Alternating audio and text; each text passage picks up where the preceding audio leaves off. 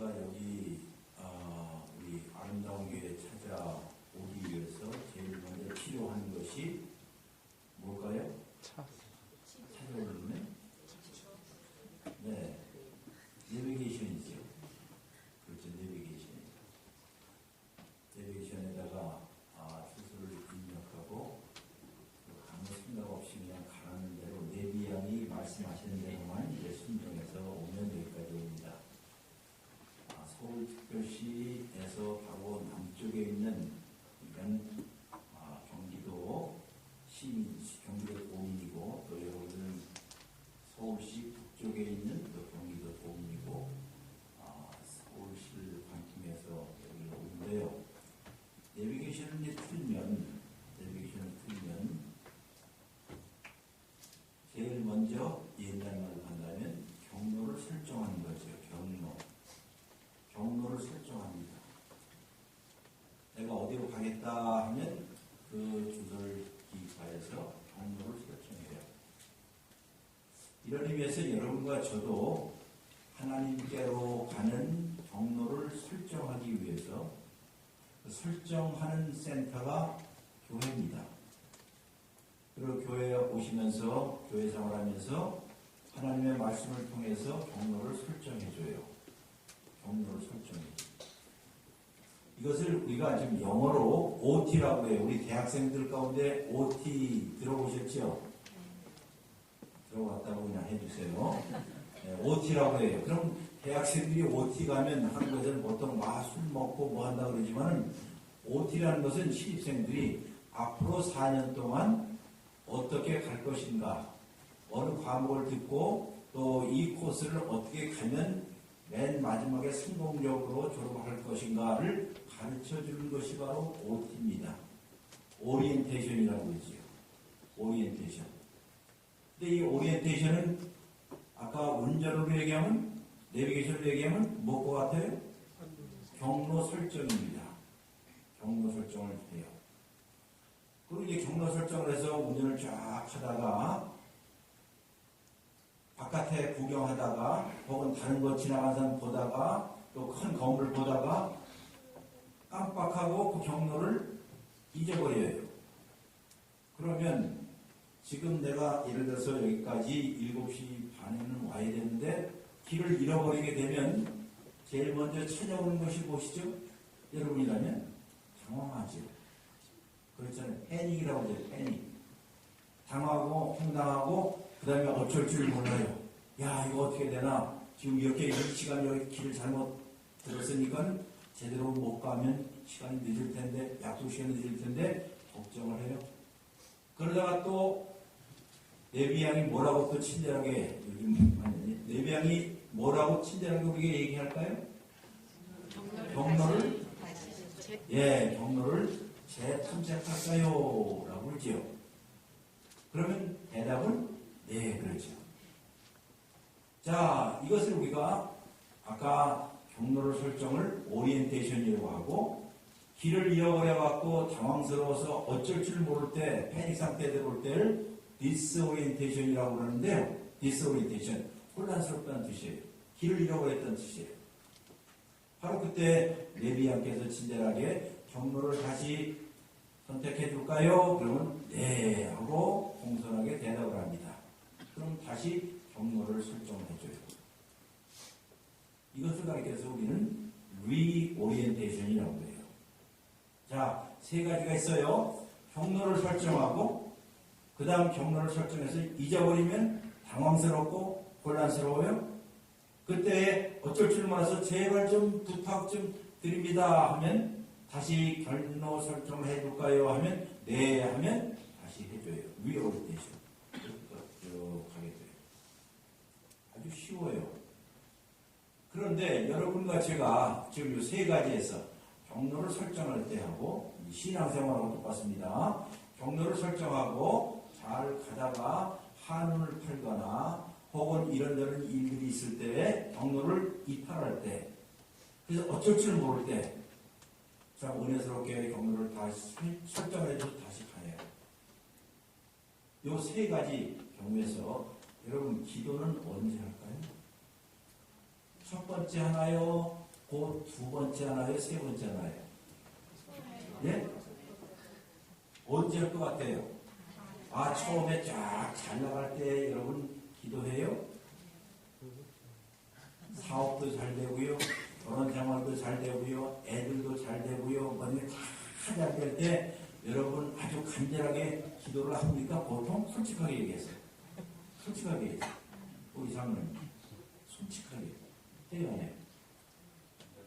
예? 간절하게 안 해요. 그냥 합니다. 그냥. 그냥 간절하게 안 해요. 언제 가장 간절하게 할까요? 길을 잃어버렸을 때죠. 길을 잃어버렸을 때, 어려운 일을 만났을 때, 혼란스러울 때, 그때 부르짖어요. 그럼 이때가 이제 기도하는 시간인데, 여러분 기도는 아주 고상하게 미사력을 동원해서 기도하는 게 기도는 아니에요. 기도는 절박할 때 드리는 게 기도겠지요. 근데 절박할 때 여러분들이 무슨 멋진 문장 써서 기도합니까? 절박할 때 어떻게 기도해요? 살려주세요. 그렇죠. 뭐 주여까지는 아니더라도 뭐 살려주세요. 도와주세요. 지금 길을 잃어버렸습니다. 어쩔 바를 모릅니다. 라고 하는 것이 무엇의 출발일까요? 기도의 출발이에요. 그게 기도의 출발이에요. 우리 많은 그리스도인들이 신앙생활을 하면서 오랜동안 신앙생활을 하다 보면 습관에 젖을 때가 많이 있어요. 제가 좋아하는 여자 배우가 있어요. 여자 가운데 여우가 있어요. 여우. 여자 배우. 누군가니 우리 손녀딸하고 이름이 똑같아요. 윤 씨예요. 누군지 아세요? 나이 많은 사람? 윤여정. 예? 윤여정. 잘하시는 윤여정. 네. 윤여정 씨가 있어요. 윤여정 씨는 사실상 제가 미국에서 저 오하이오주 토레도에서 목회할 때 그쪽에서 살았거든요. 조영남 씨라고. 그래서 그 뒷얘기도 다 잘하는 사람인데 어쨌든 갈라져서 자본 살면서 이 윤여정 씨가 아주 똑소리 나잖아요. 그죠? 또박 연기도 참 잘하고 지난번에 한 1, 2년 전에 배우 데뷔 50주년인가 해서 인터뷰를 했어요. 이 인터뷰를 하면서 기자들이 물었으니 당신은 아주 탁월한 연기자에다가 훌륭한 전력을 갖고 있는데 항상 보면 원고를 놓고 원고를 외우고 후배들보다 더 이렇게 열심히 하니 지금 나이가 70이 넘었거든요. 근데 어찌 그렇게 몸관리서부터 마음관리서부터 아주 똑소리 나게 한 그게 어찌된 일입니까? 지난 50년 동안 연기 생활하면서 당신이 접했던 가장 연기인으로서 가장 위험한 일이 무엇입니까? 라고 물어봤어요. 그랬더니 윤여정 씨가 이렇게 대답하더라고요. 제가 그걸 듣고 이게 나 목사에게도 하는 소리일 수도 있고 오랜동안 신앙생활한 사람에게도 맞는 말일 거야. 빠질 수 있는 가장 위험은 다른 것이 아니라 뭘까요? 매너리즘입니다. 뭐라고요? 매너리즘. 다 같이 뭐라고요? 매너리즘. 매너리즘. 매너리즘. 내가 무대에 올릴 때 연극을 할 때 못할 때 그거 옛날에 다 해봤던 거 그래 그렇게 이렇게 빠질 수 있는 것 그리고 가만히 보니까는요 제가 목회를 하고 또 학교 교수를 하면서 출근할 때나 혹은 교회 가서 설교할 때 쉽게 빠질 수 있는 게 뭘까요? 매너리즘. 어제도 했고 그제도 했고 그렇게 했고 가만히 보니 신앙생활에 있어서 우리가 처할 수 있는 가장 큰 위험이 무엇일까요? 매너리즘입니다. 그냥 기도도 그냥 기도. 교회 나오는 것도 그냥 나오는. 항상 매너리즘에 빠져서 신앙생활 할 때가 굉장히 많이 있어요. 자, 그런데 기도라는 것은 간절성이 없이는 기도 안 하는 거거든요. 간절하지 않냐고 어떻게 기도를 하겠어요? 저희 인생에서도 내가 하나님 앞에 가장 간절하게 부르짖었을 때 언제 했을까 생각하면 몇 군데가 있었어요. 지금 먼 옛날 이야기지만은 제가 신학교에 들어갔을 때요. 요즘은 등록금이 없었어요. 등록금이. 옛날 1970년대니까는 등록금이 45,000원이었어요. 45,000원. 네? 일반 대학은 10만 원이었고 신학대학은 45,000원이었어요. 근데 그 45,000원도 없었어요. 왜? 아버지도 돌아가시고 어머니가 저 공천동에서 좌판 놓고 일을 해야만 하고 제가 장남이고 그리고 학교를 갔는데 등록금은 45,000원이고 그래서 어디서 들은 풍어를 그러니까 우리 아버지 돌아가시기 전에 야 하나님 앞에 진짜 매달리는 거 간절성을 가지고 하나님 앞에 기도해야지 이렇게 매너리에 빠져서 그냥 교회 왔다 갔다 이거 아니야. 그 생각은 어린 청년이 있어서 어느 날 미국 무대에서 나온 사지바지 하나 입고 그리고 담요 하나 먹고 들고 저 어디에 저 청량리가 어디서 버스를 타고 해서 용문산이라는 데가 있어요. 용문 있어요? 있다고요? 네, 용문산에 그 높은 꼭대기에 기도원이 하나 있는데 그 기도원에 갑니다. 자, 요즘 말해서 무슨 기도일까요? 산기도라는 거죠. 산기도. 어렸을 때 아버지 엄마를 쫓아서 저 삼각산에 산기도 다녀본 일이 있기 때문에 산기도가 있다는 건 알았지만 이제 혼자 내 인생을 내가 개척해야 되고 막막하고 아무도 도움이 없고 그러니 할 수가 있는 것이 기도밖에 없다는 걸 어디서 들어서 자 낮에는 그 기도원에 가보니까 지금은 안 그렇지만요 옛날에는 사회적인 버림받은 사람들 누구지 아세요? 폐병 환자들 병자들 뭐 이런 사람 그냥 갖다 쳐박고 둔데이기 때문에 그런 사람들하고 같이 생활하려니까 얼마나 불편한지 몰라요. 그런데 지금 불편의 문제가 아니죠? 나에게는 뭐가 있어야 돼요? 등록금이 있어야지 살아야 할 거 아니에요. 어쨌든 거기 있으면서 이제 밤에 되면 기도하러 올라갑니다. 추운 겨울날에 지금 이절이절 추운 겨울날 자 산에 올라가요. 산인데도 산에 이제 큰 바위 같은 데로 딱 앉아요. 왜? 낮에는 햇빛이 비춰기도 좀 따뜻할 거 아니에요? 거기다 방석을 깔아놓고 담요를 깔아놓고 이제 기도를 합니다.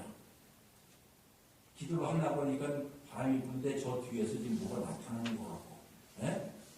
그리 기도가 될까요? 안 될까요? 기도가 안 되죠. 왜? 무서우니까는 예? 기도금하고 무서우니까 뭐가 나타나는 것 같고 뭐 귀신이 나타나는 것 같고 예? 그럴 때마다 또 뭐라고 해요? 하고 기도를 제대로 했는지 안 했는지는 잘 모르지만은 저는 일주일 동안 금식하면서 그냥 기도를 하는데 딱 하나예요. 뭐라고 기도했을까요? 하나님 도와주세요. 하나님 도와주세요. 많고 많은 기도가 아니라 딱 그 말이에요. 하나님 도와주세요. 하나님 등록금 대주세요.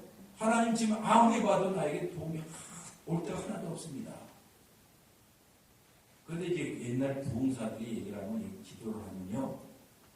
어디서 탁 온다고 하는 소리를 어디서 들어가고 일주일이 되는데 누가 혹시 오긴 뭐가 와? 올까요? 안 오지요. 네? 어쨌든 그렇게 해서 내려왔습니다. 그것이 제 혼자서 금식하면서 산기도했던 첫 번째 경험이었어요. 근데 지금도 그렇지만은 아마 내 인생에서 가장 어떻게 기도할까요? 간절하게, 절실하게. 기도가 길었어요? 짧았어요? 짧을 수밖에 없죠. 뭐 멋있게 전능하시고 어쩌고 이게 아니라 그냥 하나님 어떻게 도와주세요. 나는 아무것도 할 수 없습니다. 당신 외에는 도움이 있을 데가 없습니다. 딱 그 문장이에요. 반복이죠. 그러나 여러분도 아시다시피 마음속에서 진실성과 진정성을 가지고 기도를 하기 시작합니다. 기도라는 것은 이런 의미에서 절실하지 아니하면 진짜 기도가 된다 안 된다? 안 된다. 여러분 지금 우리가 이제 품격 있는 그리스도인이라고 했는데요. 아, 품격에는 아주 폼을 재고 아주 멋있게 이게 아니라 적어도 하나님 앞에서는 우리의 심장을 다하여서 우리의 마음을 다하여서 주 앞에 우리의 심장을 바치려고 하는 사람들 이것이 진짜 제대로 성경 보면 예수님이 이런 말을 하셨습니다. 아, 기도가 뭔지 아니? 기도라는 것은 멋들어지게 길게 하는 게 아니라 한번 들어봐. 그래서 예수님께서 비유를 들으셨어요. 어느 주일날 바리새인들이 와서 하나님 앞에 와서 예배드리며 기도하게 되었어요. 이 바리새인들은 주로 어디 앉는 거니? 이 앞쪽에 앉아요. 네? 죄송해요. 우리 장로님을 바리새인 하는 거 아니에요? 자, 근데 쫙 여기 이 앞에 쫙 바리새인들. 네? 쫙. 네? 근데 이 바리새인 성경 보면 기도를 하는데 얼마나 청산일수록 기도를 잘하는지 하나님 제가 이래봬도 일주일에 2번씩 금식 기도를 하고요. 10의 1주를 바치고요. 내가 어려운 사람 있으면 구제하고요. 뭐 등등등 쫙 기도를 해요. 그럼 이런 말에 내가 죄인이긴 죄인이더라도 죄인이긴 죄인이라도 내가 이런 일 저런 일 교회 봉사하고요. 쭉 기도를 하는 거예요. 누구의 기도죠 이게? 누구의 기도요? 바리새인들이죠. 그런데 한편 저 뒤에 강무사님이 오늘 저 뒤에 저기 한 사람이 앉아 있는데 그 사람은 성경에 보면 누구라고요? 세리라고 했어요. 세리. 요즘 말해서 국세청 직원이었어요. 옛날에 예수님 당시에 국세청 직원이라는 것은 좋지 못하다는 뜻이에요. 왜? 로마 정부가 있는데 로마 정부에 식민지 노릇하고 있는 이 유다에 로마 정부에서 부역 노릇을 하는 아주 좋지 못한 뜻이었어요. 아, 종부세에 50만 원 때리면 이 사람은 얼마요? 70만 원이라고 해놓고 20만 원은 자기 주머니에다 집어넣는 인간이 누구라고요? 세리였어요. 그러니 예수님 당시에 세리라고 하면 같은 유대민족으로서 저거는 로마에 빌붙어서 사는 인간, 아주 좋지 못한 인간. 그런데 그 사람이 어쩌다가라고요?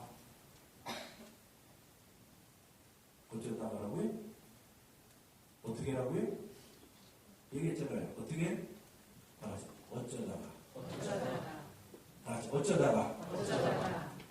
어쩌다가 교회에 온 거예요. 네? 어쩌다가 교회에 온 거예요. 아, 내가 예수를 믿어야지, 내가 그렇게 해야지, 질 차려야지, 이렇게 해서 오는 게 아니라 어떻게 해요? 어쩌다가 온 거예요. 어쩌다가 와서 앉아서 기도를 하려니 처음 나온 사람이 기도할 줄 알아요, 몰라요? 생각해요. 여러분 한번 생각해봐요. 여러분이 처음 예수를 믿거나 교회 왔을 때 자기 기도했던 걸 한번 생각해봐요. 어떻게 청산일처럼 기도 잘했어요? 목사님이 기도시키면 겁나지요? 네. 지금도 겁나지요? 네. 김한목 예수님 여기 나와서 기도하십시오 하면 정말 떨잖아요. 저거 오기도 하고 말이에요. 근데 처음 나온 사람이 기도를 해야 하긴 하는데 이 속에서 무엇인가 끓는 거예요. 이 속에서. 근데 기도할 줄은 안다 모른다? 몰라요. 근데 이 앞에 앉아 있었던 바리새인들은 기도를 정말 잘했어요. 네? 길게 잘했어요. 근데 저 뒤에 있는 이 세리는 기도할 줄 몰라서 기도가 짧았어요. 뭐라고 기도했죠? 하나님, 다 같이 하나님, 나는 죄인입니다. 뭐라고요? 나는 죄인입니다. 딱 한마디 했어요. 여기 길었는데. 이 광경을 훗날 성경을 번역했던 한 번역자는 이렇게 얘기했어요. NIV 성경에 뭐래? He prayed about himself. 무슨 뜻이냐면 이 앞에 있는 사람들은 기도를 하는데 자기 자신에 관하여서 기도했더라. 누구에 대해서 기도했다고요? 자기 자신에. 내가 이런 사람입니다. 내가 죄인이지만 이런 한 사람입니다. 쫙 기도를 하는데 저기 뒤에 있는 사람은 기도할 줄 몰라서 기도가 길다 짧다?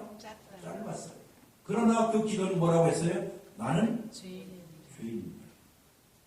그러니까 자기 삶의 존재, 자기 정체성, 내가 누구인가? 아, 내가 포장하고 다니는 사람 말고, 위장하고, 변장하고, 뭐 화장하고 다니는 사람 말고, 내 본질을 보니, 내가 하나님을 떠나서 있었던 사람이구나 하는 것을 알고, 그 기도를 합니다. 한번 여기 물어보겠습니다. 여기에 계신 성도 여러분 죄인입니까? 아닙니까? 다시, 죄인입니까? 아닙니까? 죄인이라고 말을 하면서도, 예? 제가요, 죄인이더라도요, 여기 앞에 있는 바리새인처럼 괜찮은 죄인입니다. 자, 무슨 죄인이라고요? 무슨 죄인? 괜찮은 죄인이 있어요. 아마 상당히 많은 그리스도인들이 자기를 죄인이긴 죄인이더라도, 왜? 교회에서 당신은 죄인이요 하니까, 아, 죄인인가 봐 하면서도 내가 뭐 창녀 노릇을 했습니까? 내가 강도 노릇을 했습니까? 내가 사기를 쳤습니까? 내가 다른을 쳤습니까? 그런 일을 했어요? 안 했어요? 여러분 했어요? 안 했어요? 안 했잖아요. 그게 무슨 죄인이라고요? 무슨 죄인이요? 괜찮은 죄인이라고. 마음속에. 예? 여기에는 모든 사람들이 대부분의 생각이 교회에 오면서도 교회의 가장 중요한 이야기가 뭐냐면 여러분과 저는 뭐예요? 죄인입니다. 우리가 아직도 연약할 때, 우리가 아직도 죄인이었을 때, 우리가 아직도 하나님과 원수되었을 때 하나님이 여러분을 찾아와서 여러분을 붙잡았습니다 하는 것이 복음의 핵심이기 때문에 여러분과 내가 죄인이라는 의식이 없이는 하나님 앞에 나올 필요가 없잖아요. 죄인이 아닌데 왜 구원받으려고 왜 나와요? 근데 교회에서 이렇게 하니까는 아, 난 죄인인가 봐. 그런데 내가 이렇게 악한 짓을 하지 않은 걸 보니 무슨 죄인이라고요? 무슨 죄인이요? 괜찮은 죄인이라고. 근데 성경에는 괜찮은 죄인에 대해서 아는 바가 없습니다. 성경에는 괜찮은 죄인에 대해서 아는 바가 없어요. 성경이 알고 있는 죄인은 어떤 죄인일까요? 여러분, 괜찮은 죄인은 급이 있어요, 급이. 그렇죠. 괜찮다는 말은 상대적인 말 아니겠어요? 아, 나는 누구보다 좀 괜찮아 하면서 상대적 아니에요. 네? 왜? 죄인에도 A급, B급, C급이 있기 때문에. 이게 괜찮은 죄인들이에요. 여러분이 여기 앉아있으면서도 우리 아름다운 교회는 그렇지 않기 많은 사람들이 아, 내가요, 좀 그렇긴 해도 내가 저기에 있는 그 김 아무개보다 좀 낫지요. 네? 나는 1년에 52주 중에서 40주는 교회에 나옵니다. 근데 저 인간은요, 한 30주밖에 안 돼요. 네? 저는 가끔가다 11조를 띄워먹기는 하더라도 그래도 11조를 잘 하는데요. 저 사람은 11조도 안 해요. 자, 이렇게 비교를 하다 보면 내가 죄인이긴 죄인이라도 무슨 죄인이라고요? 네? 괜찮은 죄인. 이제 솔직하게 고백하세요.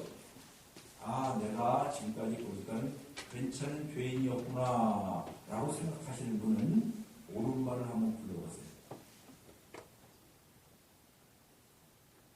여기는 아무도 없어요? 아무도 죄인 아니에요? 솔직하게. 근데 성경에서는 괜찮은 죄인에 대해서 아는 바가 없어요. 성경이 알고 있는 죄인은 누굴까요?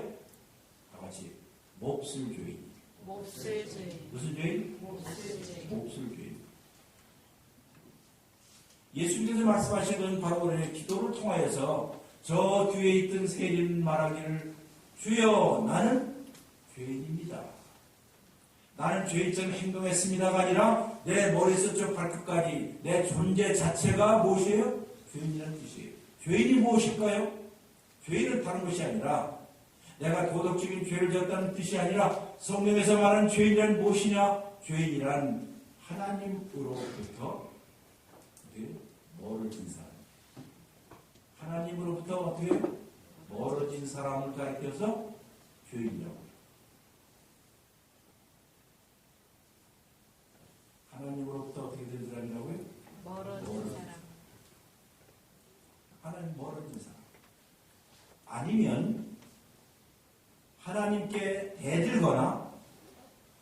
하나님이 하시는 말씀에 대해서 우습게 여기는 사람이 죄인이에요. 죄인은 처음서부터 이렇게 종교적인 의미를 갖고 있는 거예요. 죄라는 것은 단순히 도덕적인 의미가 아니라 성경에서 말할 때 잘 기억하세요. 도덕적인 잘못을 한 것이 죄인이 아니라 성경에서 말하는 죄인은 무슨 의미라고요? 종교적인. 누구에 대해서? 하나님에 대해서. 하나님에 대해서 대들거나 하나님이 싫어서 멀리 가거나 이것이 바로 죄인이에요. 그것을 성경은 말하기를 교만이라고 얘기해요. 다 같이 교만. 여러분이 교만하게 되면 저 사람은 돈이 있다고 무시되고 목에 힘주고 학벌이 있다고 해서 또 미모가 있다고 해서 좋은 차를 타고 다닌다고 해서 이게 의시되는 것을 교만이라고 생각하겠죠. 그건 이 사회에서 말하는 교만이에요. 그러나 성경에서 우리 그리스도인들이 알아야 할 것 중에 하나는 교만은 종교적인 의미예요. 다시 말해서 하나님을 향하여서 하나님을 쳐다보지 않는 것이 교만이에요. 하나님을 바라보지 않는 것이 교만이에요. C.S. 루이스라는 분은 이렇게 멋진 말을 했습니다. 교만한 사람은 결코 위를 쳐다볼 수 없습니다. 교만한 사람은 어디를 못 쳐다본다고요? 위를. 교만한 사람은 하늘을 쳐다볼 수 없습니다. 왜 그럴까요? 우리가 알다시피 교만한 사람은 항상 눈을 내리깔고 있잖아요. 무슨 뜻인지 아시죠? 네? 교만한 사람은 항상 눈을 내리깔고 밑으로 쳐다보잖아요. 그러니 그는 어디를 쳐다볼 수 없다? 위를 쳐다볼 수 없다. 왜? 위에 누가 계셔요? 하나님 위. 따라서 교만은 도덕적인 혹은 윤리적인 개념이 아니라 처음서부터 하나님과 관계인 것이죠. 그러므로 하나님을 우습게 여기거나 하나님 앞에 대들거나 하나님부터 멀리 떨어져 가는 것이 무엇이다? 교만이고 바로 그것이 죄인이라는 것이죠. 그러면 이 죄인은 우리 가운데 여러분과 제가 죄인일 가능성이 높겠지. 가장 중요한 분, 그분을 떠나서 다른 걸로 가는 것. 더 쉽게 하나 말씀드릴 테니까 한번 들어보세요. 제가 질문을 합니다. 우리 집사님 길거리 가는데요. 10,000원짜리 하나 있고요. 50,000원짜리 떨어졌어요. 아니, 어느 거 주실래요? 예? 예? 예? 똑똑하시네. 5만원짜리하고 10,000원짜리 떨어지면 어느 거 주세요? 둘 다 주면 돼요. 자, 그러면 지옥은 아주 뜨거운 지옥도 있고요. 아주 추운 지옥도 있어요. 둘 중에 꼭 가야만 한다면 그 저는 어느 지옥 갈래요? 뜨거운 지옥 갈래요? 추운 지옥 갈래요? 네? 여러분이 보통 생각할 때 지옥은 뜨겁다, 춥다. 그렇게만 생각하지요. 땡. 무지무지하게 뜨거운 지옥도 있고요. 추운 지옥도 있어요. 잘 들으셔야 돼요. 둘 중에 어디를 가시든가 알고 가셔야 돼요. 자, 왜 그러는 거 아니? 지옥은 누가 가는 데지? 죄인이 가는 데 아니에요. 그렇죠? 죄인이 가는 데예요. 그러면 죄인이 가는 데라면 죄가 무엇인가를 정의를 내려야 죄인일 거 아니에요.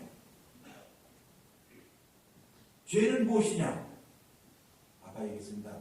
하나님께 어떻게 해요?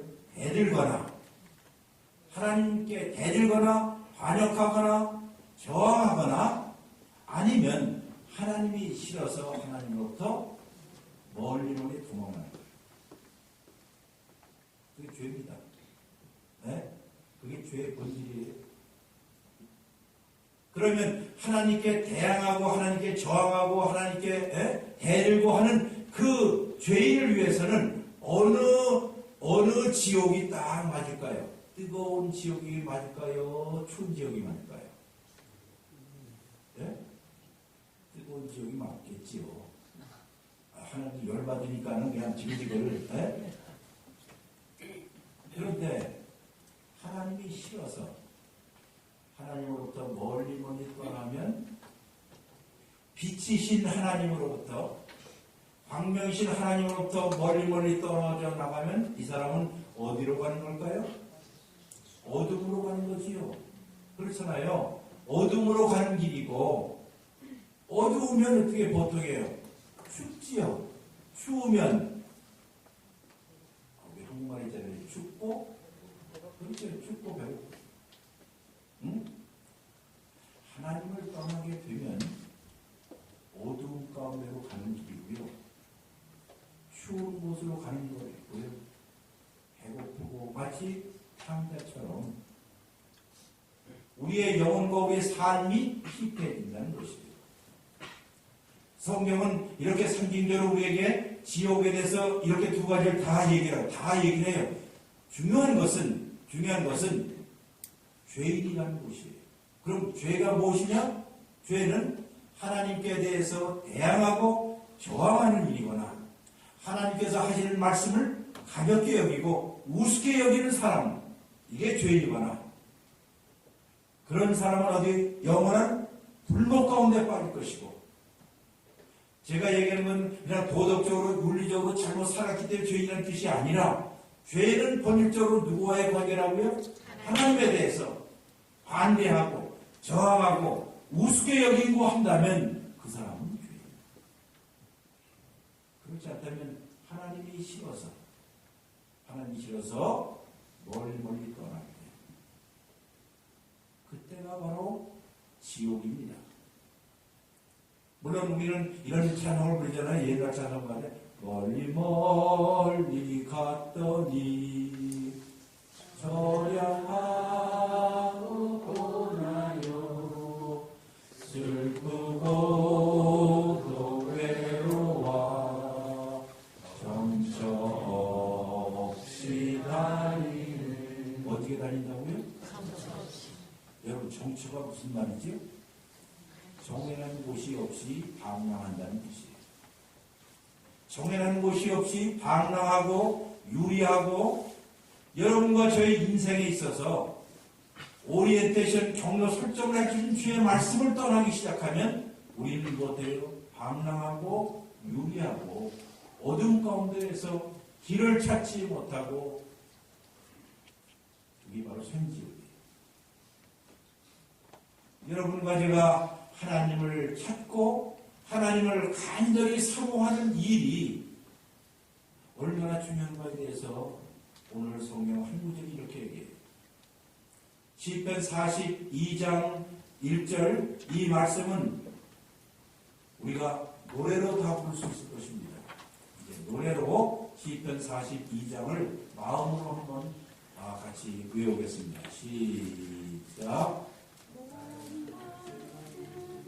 시작. 목마른 사슴시내 물을 찾아 헤매이듯이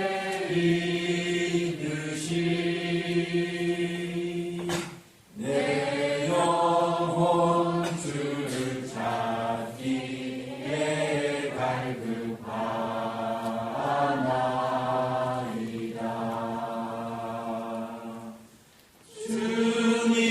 주님만이 나의 방패 나의 장소만 나의 공정성 다 바쳐서 주님 경배합니다. 어디 나오는 말이지? 시편 42장 1절이죠. 하나님이여 사슴이 시냇물을 찾기에 갈급함과 같이 내 영혼이 주를 찾기에 갈급합니다. 아까 기도하면서 제가 그랬죠. 기도가 뭘까요? 갈급함과 목마름과 간절성 없이 드리는 기도는 위선이에요. 바리새인들이 드리는 기도예요.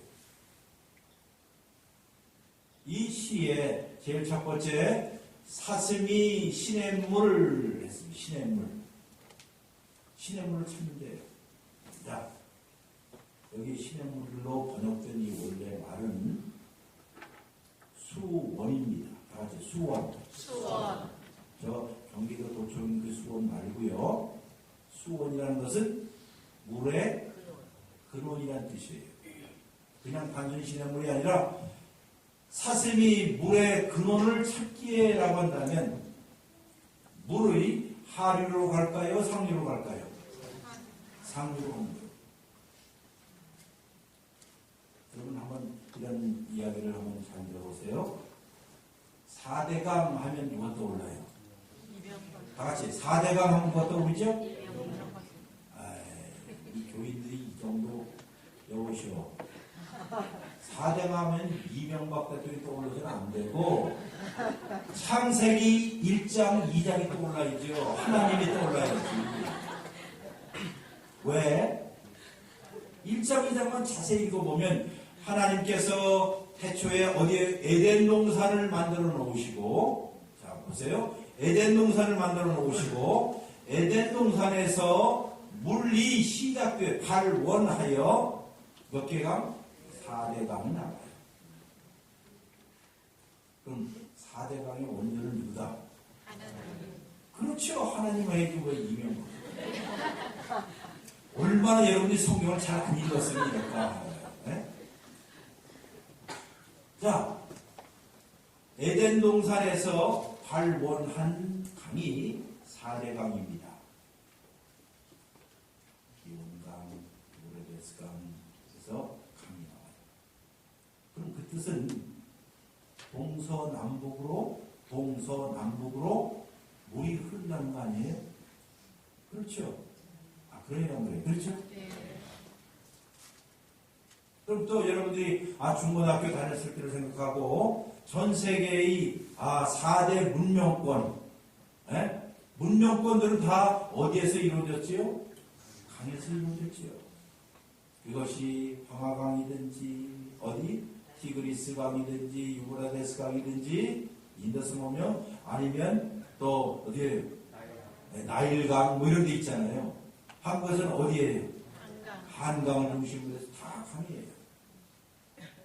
그럼 이 고대 문명들은 사람들이 잘 살고 멋있는 아파트 살고 차를 몰고 다니는 이 강들, 이 문명들은 강의 상류에서 만들어졌습니까? 강의 하류에서? 어차피 둘 중에 찍고 사는데 어디에? 강의 상류에 하류예요. 하류지요. 강의 하류입니다. 강의 하류에 퇴적층도 만들어지고 넓은 평야도 만들어지고 사람들이 성도 쌓고 문명을 이루게 되었어요. 그런데 오늘 여기 성경에 보면 하나님 사슴은 강의 하류로 가서 물을 마신다, 상류를 가서 마신다. 상류로 가서 마신대요. 근데 상류도 그냥 상류의 수원, 물의 근원까지 올라갑니다. 물의 근원까지 가장 싱싱하고 가장 깨끗하고 가장 청명하고 가장 시원하고 한 생수를 얻기 위해서 목마른 사슴이 어디까지요? 수원까지 가. 그럼 이제 또 물어봅니다. 4대강의 상류로 해서 가장 끝까지 올라가면 어디까지 가지? 예? 어디까지 올라가요? 목사님 어디까지 올라가지? 예. 그리고 여기 가만히 보면 영혼이 가출하신 분들이 몇 명 되는 것 같은데 어디까지요? 에덴 동산까지 올라가죠. 에덴 동산에서 발원하는 것이 사인데 사슴이 마치 물의 근원 찾는다고 한다면 놀랍게도 에덴이라는 말은요, 히브리어로 기쁨이라는 뜻이에요. 무슨 뜻이라고요? 기쁨. 기쁨. 아주 기가 막힌 이름이지요. 왜? 누가 거기에 계시기 때문에? 하나님이 계십니다. 오늘 이 시인이 이야기하는 건 다른 것이 아니에요. 하나님 진정한 생명수가 있고 삶으로 충만한 기쁨이 있는 곳은 다름 아니라 누구의 품이요? 하나님의 품입니다. 그 하나님의 품을 향하여서 가는 사슴의 발입니다. 이게 진짜 멋있는 뜻입니다. 네? 다른 거 추구해서 강 하류에서 이것도 하고 저것도 하고 돈도 벌고 이것이 아니라 그것은 이 세상 사람이 하는 것이고 여러분과 제가 날마다 해야 할 것은 물의 근원인 누구예요? 하나님. 기쁨의 근원인 하나님. 생명의 근원인 하나님을 향하여서 찾아 올라가는 이것이 바로 찬양하고 기도하는 것입니다. 세상 그 어디에서도 발견할 수 없는 진정한 기쁨, 세상 그 어디에서 발견할 수 진정한 평안, 하늘 위로와 하늘 평안이 주 앞에 있다는 사실을 알고 그 앞에 가까이 가는 사람들, 이런 사람 멋쟁이 품격 있는 것입니다. 저는 여기 사랑하는 모든 성도들이 이런 의미에서 하나님을 추구하는 신앙을 갖기를 바랍니다. 하나님을 추구하고 생명을 추구하고 기쁨을 추구하고 그래서 어떤 일들이 와도 여러분과 제 속에는 이 기쁨, 진정한 기쁨을 아무도 빼앗아갈 수 있다 없다? 없다는 것입니다. 환난이나 곤고나 칼이나 적신이나 그 어느 것도 로마서 갑자기는 그 어느 것도 이 세상의 어떤 암도 어떤 파산도 어떤 어려움도 하나님과 우리 사이에 맺어진 하나님의 사랑의 줄에서 끊을 자가 있다 없다? 없습니다 라고 고백하는 것입니다. 이거는요, 이 기쁨은 누구도 빼앗아갈 수 있다 없다? 없다. 그러니 이런 사람들은 힘든 가운데서도 기쁨을 놓치지 않고 사업이 안 됨에도 불구하고 그 얼굴에 만면의 미소를 띠고 왜? 우리의 삶의 모든 것을 관장하시는 분이 누구요? 하나님이시기 때문에. 이게 하나님 제일주로 사는 방식이에요. 하나님 제일주로 사는 방식이 바로 이것입니다.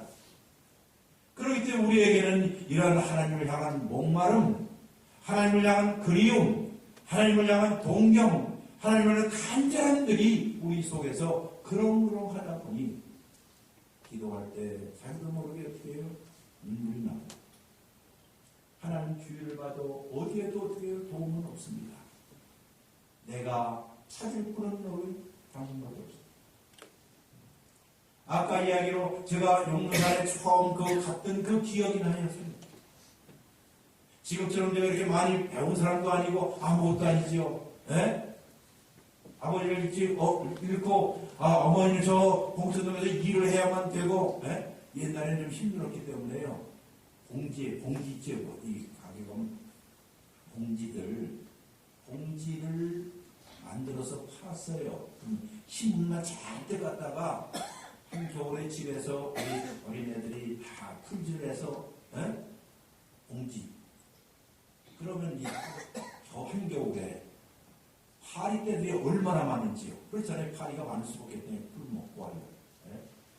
그래서 봉지를 수백 장, 수천 장 만들어서 그것을 들고 봉천동에 좌파에 가서 팔아. 하나에 1원씩밖에 안 되는 게 무슨 돈이 있다.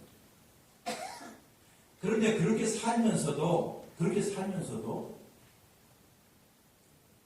제 마음속에 한 가지 잊어지지 않는 것이 있어요. 저희 아버님이 42살에 젊은 나이에 루키미아, 그러니까 백혈병으로 한 2년을 고생하다가 세상 살았어요. 2년. 이 병원 갔다가 돈 없다고 해서 나가면서 하고 자관 참 고생을 많이 했어요. 저희 아버지가 여기 있는 장로처럼 장로님도 아니고 안수집사님도 아니고 평신도 집사님이에요. 그래도 내가 지금까지 만나본 가운데 이렇게 훌륭한 그리스도인 내 생전 처음 봤어. 교회를 위해서 우리 집을 팔아가면서 교회 당을 지었고, 옛날에는 직접 지었기 때문에요. 저 어린 중학교 2학년 때 시내가에서 모래 파다가 보로꼬라는 게 있어요. 보로꼬. 예? 보로꼬 찍어서 양생시키고 그것을 가지고 교회당을 세우고 그랬던 사람이에요. 이 양반이 목사도 아니고 아무것도 아닌데 그냥 집사예요. 그냥 집사님. 누구 좋아했기 때문에? 하나님 좋아했기 때문에. 그런데 이 양반께서, 저희 성씨께서 아침마다 가정 예배를 드리는데, 아침마다 가는데 이제 학교에는 가야 되는데, 이른 아침에 학교를 가야 되는데 버스 타고 통화를 해야 되는데, 우리 엄마는 부엌에서 이제 아들 밥해서 빨리 이른 새벽에 보내야 되는데, 여보시오 빨리 들어오라고. 그럼 들어와서 이제 같이 예배를 드려요. 통시도 집사밖에 안 되는 사람이 설교를 왜 이렇게 길게 하는지 말이죠. 그런데도 그 수많은 이야기 가운데 지금도 생생하게 남는 이것이 있어요. 나중에 제가 이렇게 성경 연구한 다음에 알게 되었지만은 항상 이런 말이에요. 의인의 자식이 걸식함을 보지 못하노니, 이런 말이에요. 누구요? 의인의 자식이 걸식함을 보지 못할 것이다. 여러분, 그 구절은 시편에 있는데요. 의인이라는 말은 아주 옳게 살고 정직하게 살고 이게 아니라 하나님을 사랑하고 하나님을 간절히 매달리는 사람을 구약 시편에서는 뭐라고 한다? 의인이라고 합니다. 하나님 없이는 못 살겠습니다. 하나님의 말씀대로 살겠습니다. 하나님을 가르쳐주는 그 길로 가겠습니다 하는 사람들, 이런 사람들은 살다 보니까 주위에 있는 친구들에 의해서 왕따를 당해요. 꼭 그렇게 살아야 돼? 시편 1편에 이런 말이 어떻게 있었죠? 어떻게 없었나? 참된 복 있는 사람은 악인의 꾀를 어떻게 따라가지 아니하고 죄인의 길에 서지 아니하고 오만 불선한 자의 자리에 앉지 않는다고 그랬지요. 바로 그 사람, 그런 사람이 어떤 사람이라고요? 의인이라고 얘기하는 것이죠. 의인. 주야로 주의 말씀을 묵상한다. 씹고 즐기고. 언제요? 불안사고. 언제요? 그래죠. 온전히. 좋을 때나 나쁠 때나 건강할 때나 병들었을 때나 한결같이 주님을 사랑하고 사모하는 사람을 가게 뭐라고요? 의인이라고. 근데 그 의인의 자식이 걸식함을 보지 못하였다는 말이 귀에 쟁쟁했어요. 그리고 11월 13일 날 아버님께서 백혈병으로 돌아가셨는데요. 그 후에는 저희 어머니가 39에 혼자 되시고 16살 제가 장남이고 졸졸이 동생이 있었는데 어디 광야와 사막에 있는 보여지 말이에요. 어떻게 살 것인가. 근데 그 순간 때마다 어려운 일이 당할 때마다 힘든 일이 당할 때마다 아니 용문산에도 올라가서 기도할 때마다 들려오는 메시지, 의인의 자식은 못하지 않는다? 걸식하지 않는다. 의인의 자식은 부활하지 않는다 하는 이 말이요. 계속 속에 나옵니다. 지금까지. 그리고 수십 년 세월을 지나서 지금 뒤돌아보니, 내 인생 쭉 뒤돌아보니 그때로부터 지금까지 정말 광야와 같고 사막과 같고 망망한 인생을 살았는데 지금 이 정도 됐으면 괜찮지 않아요? 괜찮다고 해줘요. 이 정도 괜찮죠? 네? 단순히 여러분에게 내가 세상적으로 성공했다라고 얘기하는 것만은 아니에요. 물론 그때 그 지경에 훗날 10년, 20년, 30년, 40년 후에 내가 이렇게 될 줄은 내가 알았을까요? 몰랐지요. 왜? 도움은 전혀 오지 않는 막막한데 훗날 세상만에서 내가 미국에서 공부하고 유럽에서 공부하고 박사도 하고 교수도 하고 학교에서 유명한 보직도 하고 이렇게 됐다 하고 할 때 그때 그 시절에 내가 이렇게 될 줄을 내가 알았어요? 알았어요? 몰랐어요? 몰랐어. 그저 내일 먹을 것만. 지금 그렇지만은 제가 수제비를 별로 안 좋아해요. 왜 그럴까요? 지겹게 물려서. 예? 지겹게 물려서. 예? 그런데도 그런 시절 가운데서도 귀 속에 남는 것이 있어요. 의인의 자식은 거식하지 않을 거예요. 아주 우리가 하나님의 말씀이 실파이더라고요. 실파이. 아, 내가 추구하고, 내가 바라보고, 내가 간절히 사모해야 할 것이 무엇이냐? 물의 하류가요, 상류가요? 지금 얘기돼요. 강의 하류로 가야 돼요? 강의 상류로 가야 돼요? 상류에서도 제일 꼭대기로 가면 어디요? 에덴이죠. 누가 계신 곳? 하나님. 이것이 하나님을 추구하고 사는 일이에요. 하나님을 사모하고 사는 일입니다. 하나님에 대한 그림으로 가득 찬 일이에요. 어저께도 그랬죠. 아, 내가 오로지 한 가지만 바라는데 내가 바라는 것은 하나님의 어디 집에 거하는 것입니다. 하나님의 집에 거하면서 여호와의 아름다움을 꿈꾸고 무엇보다도 거기서 하나님께 못한다고요? 질문하겠습니다. 하나님 왜 그때는 그랬습니까? 어쩐 일로 이렇습니까? 라고 하는 것들. 네? 여러분 힘들면 신앙생활 힘들다가 살다가 힘들면 누구한테 부르짖어요? 하나님께 부르짖어요. 괜찮아요. 하나님 이럴 수가 있습니까? 하나님 이럴 수가 있습니까? 라고 외치세요. 뭐 그거 안 하면 아주 뭐 그럴듯한 천만의 말씀.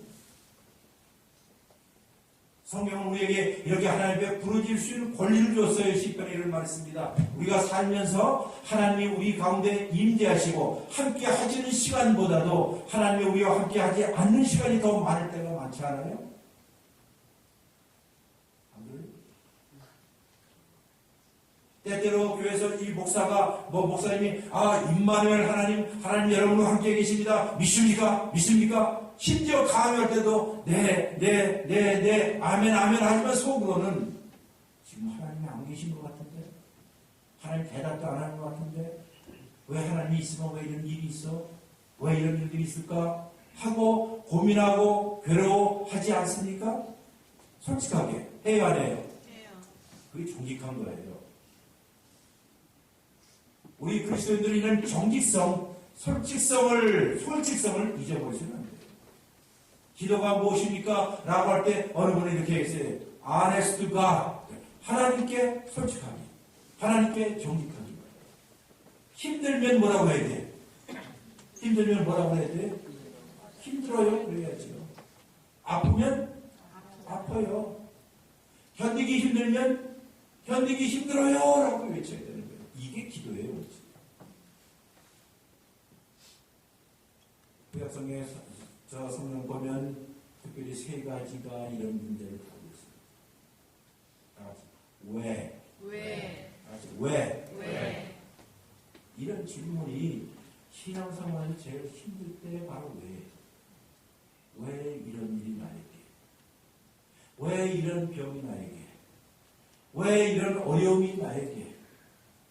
많고 다른 집은 다 잘 사는 것 같은데 왜? 성경에 그런 기도가 엄청나게 많아요. 안 읽어서 여러분이 그렇지. 그 다음에는 언제까지? 다 같이 언제까지? 언제까지라고요? 내가 질문하는데 언제까지라고요?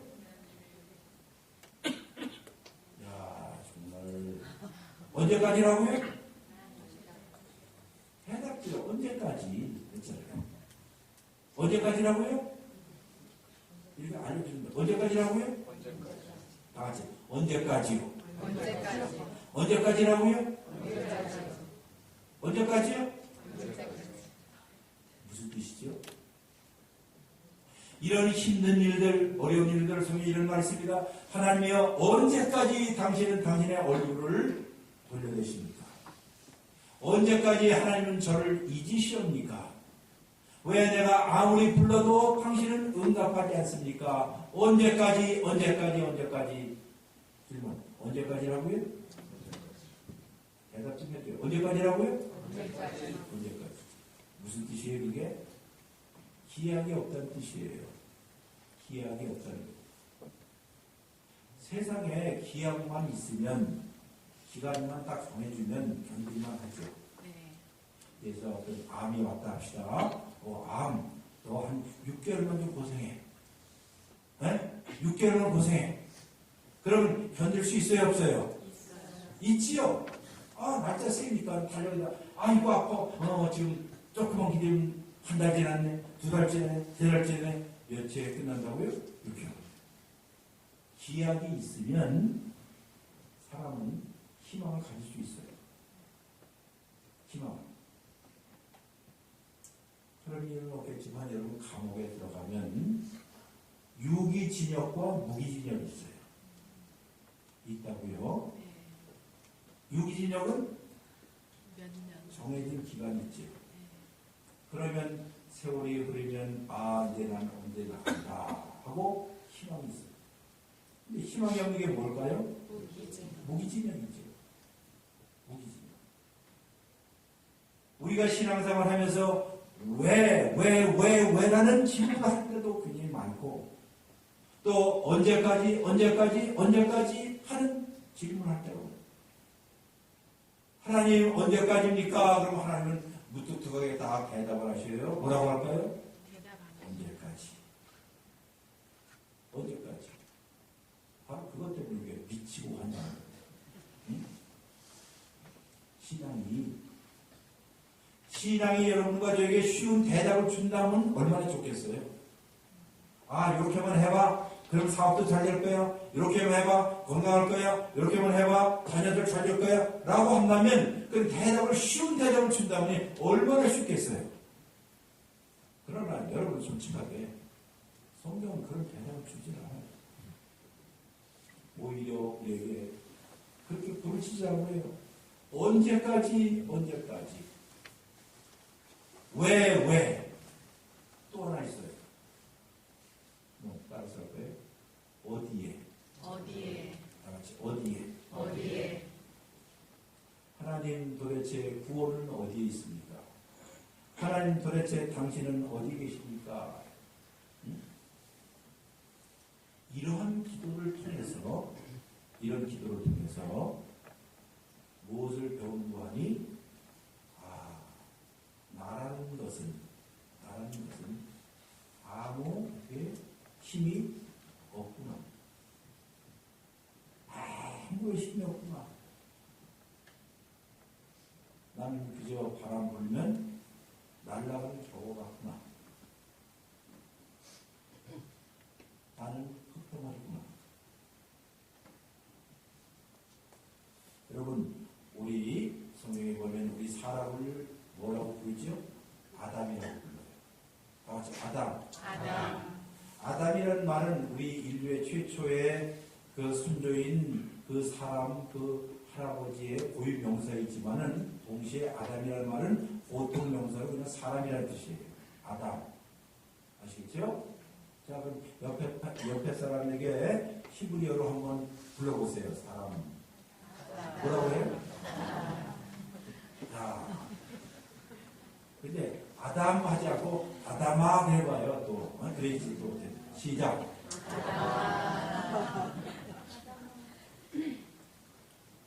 여러분 알고나 웃었어요? 아담아라는 뜻은요. 아담아라는 뜻은 흙이라는 뜻이에요. 뭐라고요? 흙. 아담은 사람. 아담은 사람이고 아담아는 흙이에요. 그럼 이 정도 하는데도 아직도 아담아가 안 들어가시는 분이요.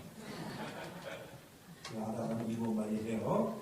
자, 그러면 근본적으로 우리 사람은 무엇이다? 흙이다.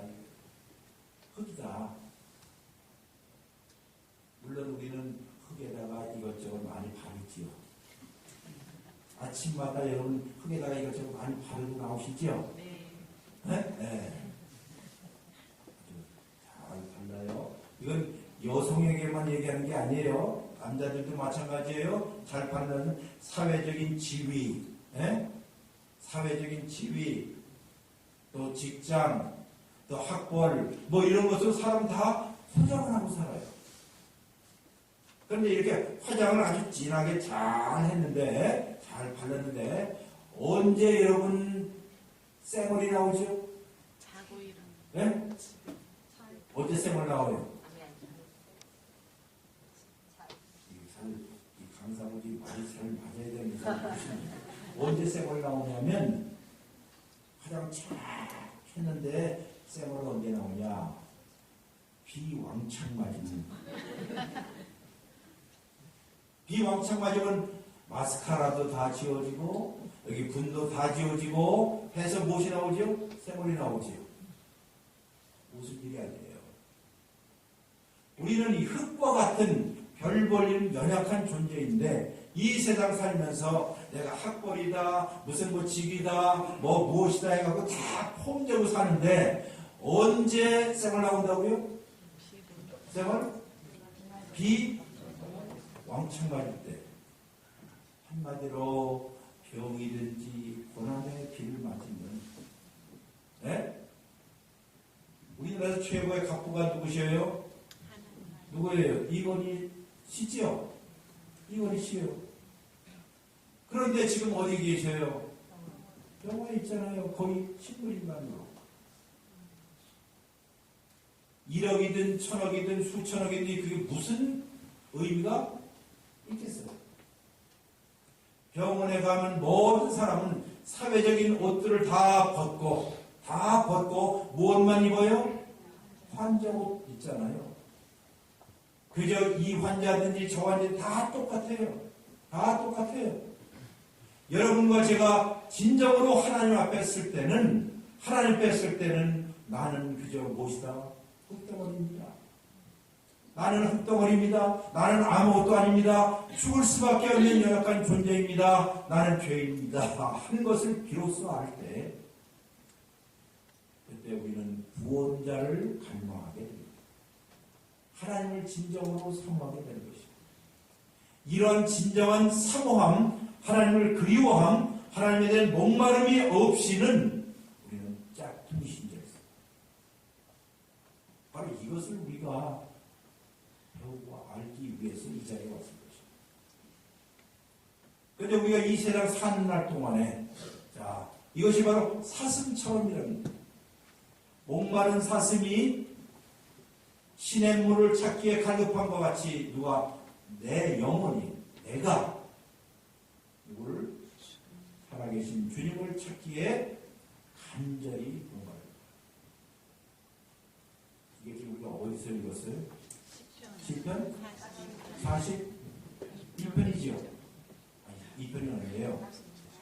42편은 이거를 쓴 사람은 옛날 성도 우리에게 주신 이 말씀을 보면 이 양반은 저 멀리 외국 땅에 낯선 곳에 살던 사람이에요. 성경 잠깐만 보겠습니다. 예, 성경에 이제는 여기 성경을 보면 이런 뜻이구나 하면 시편 42장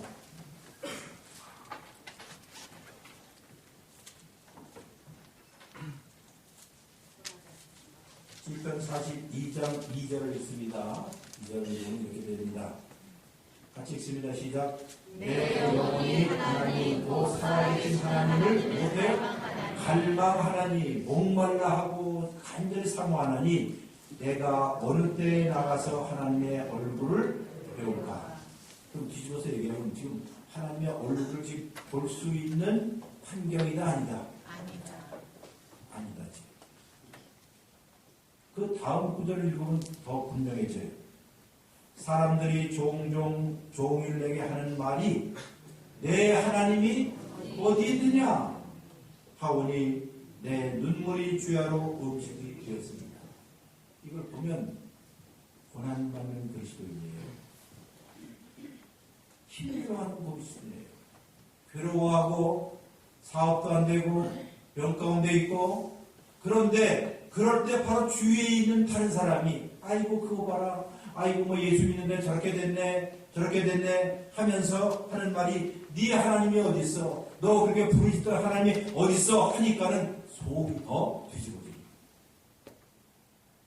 바로 이런 가운데서 또 한 번 보십시다. 자, 그러면서 5절 보겠습니다. 5절 시작. 내 영혼아 어찌하여 낙심하며 어찌하여 내게서 불안해하느냐 너는 하나님께 소망을 두라 그가 나타나 도우심으로 말미암아 내가 여전히 찬송하리로다. 누가 누구에게 지금 이야기하죠?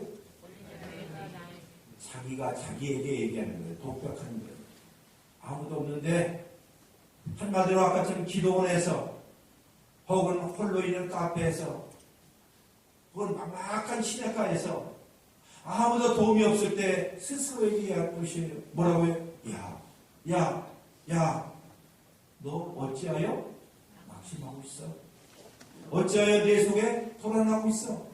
지금 이 사람은 지금 불안한 가운데 있고 낙심한 가운데 있고 절망한 가운데 있어요. 왜? 하나님께서 침묵하시고 하나님께서 외면하시고 하나님께서 응답하시지 않고 이 사람에게 입장에서는 왜 이런 일이 저에게 있습니까?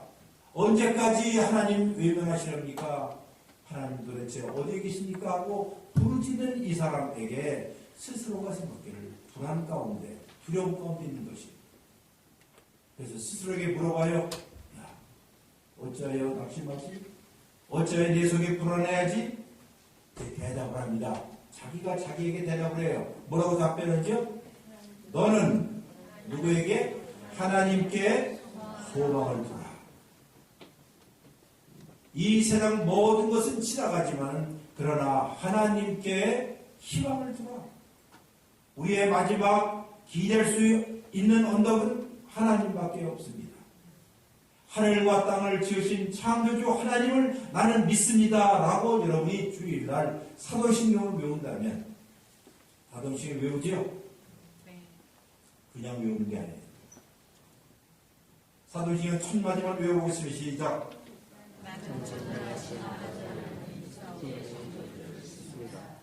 여러분 그 신앙 고백은 이 종교적인 센터 같은 교회에서 하는 것이 아니에요. 원래는 어디에서 할까요?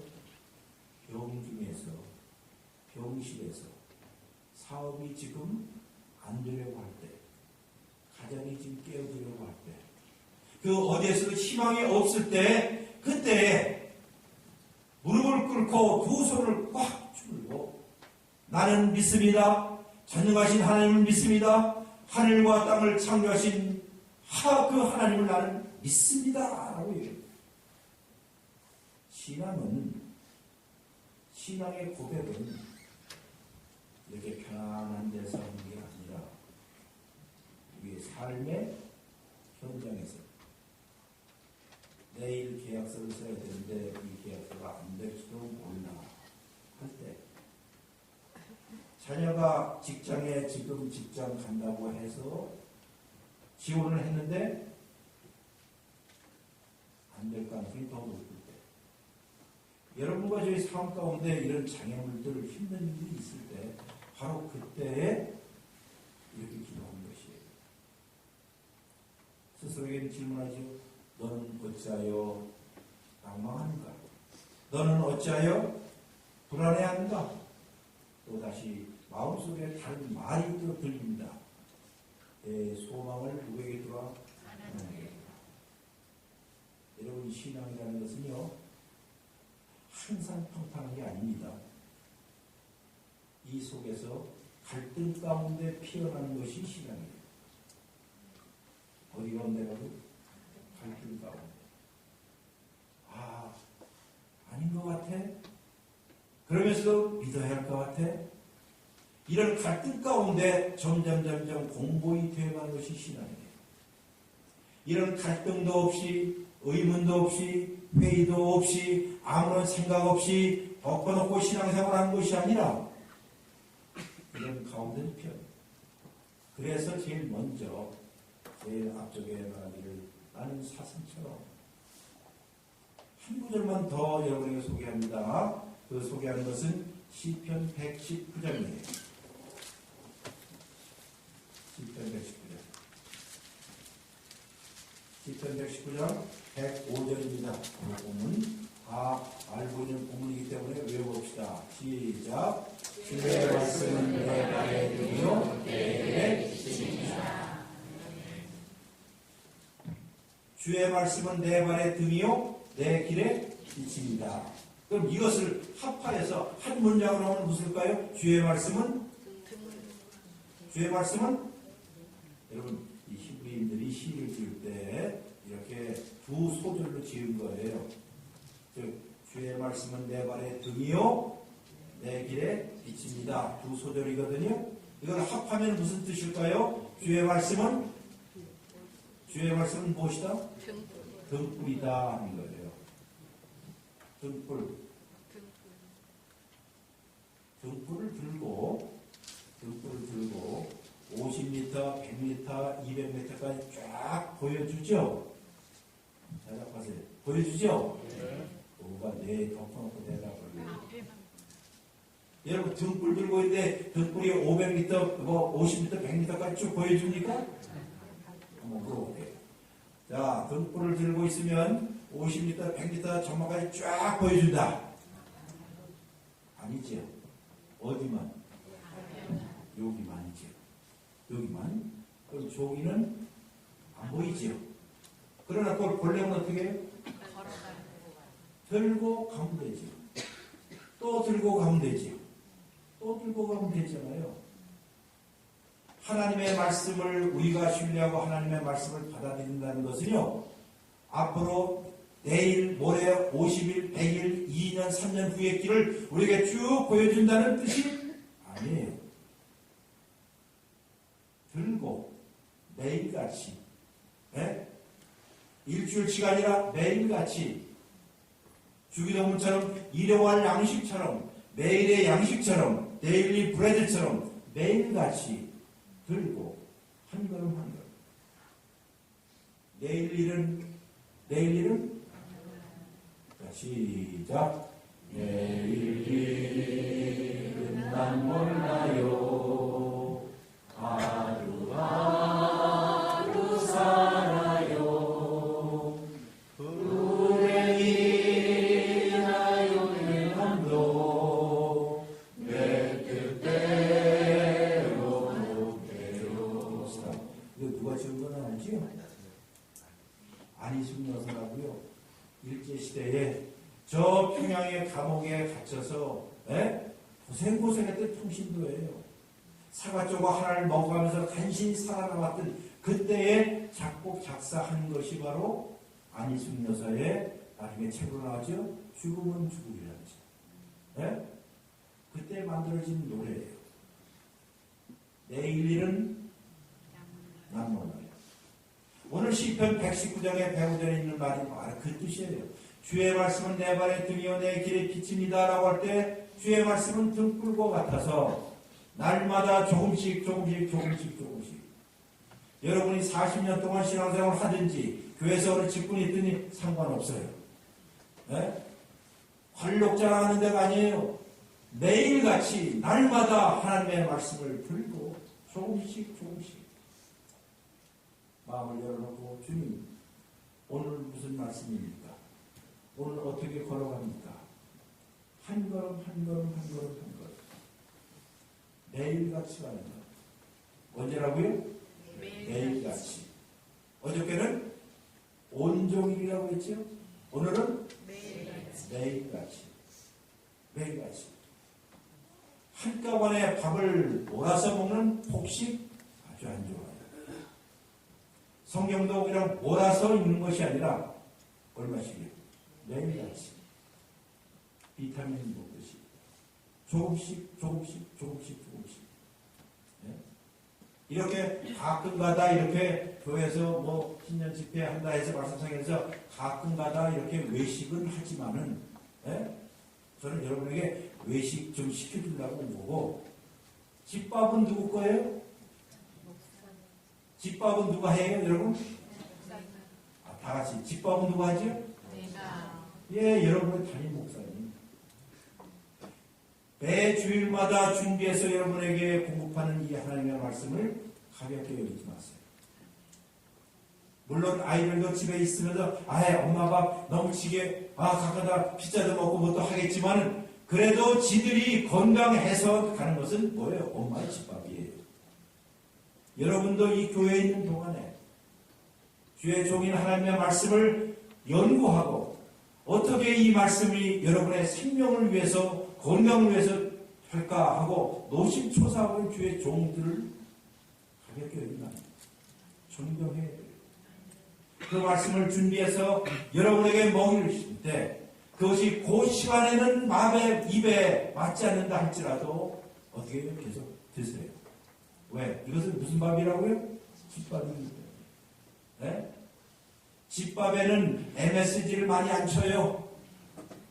저 식당에 가면 입맛에 착착 맞게 MSG를 칠 수는 있어도 자식의 건강을 위한 엄마라면 건강을 위해서 건강 실을 맡길 거예요.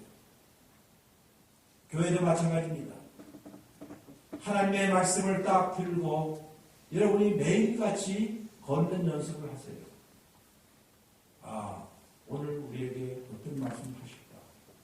그러기 위해서는 우리의 영혼의 귀가 맑아요.